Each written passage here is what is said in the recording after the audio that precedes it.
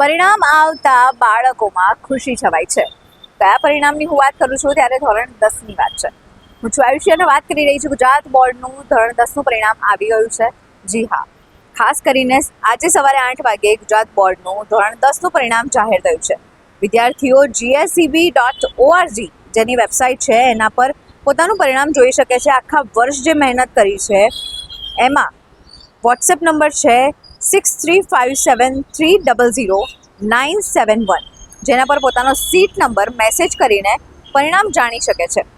આ સહુલિયત ખાસ વિદ્યાર્થીઓ માટે અપાઈ છે. ત્યારે રાજ્યમાં બોર્ડ 10નું જે પરિણામ છે એ રેકોર્ડ બ્રેક રહ્યું છે. 83.8% જેટલું અત્યાર સુધી પરિણામ એ રેકોર્ડ બ્રેકિંગ છે જે મળ્યું છે.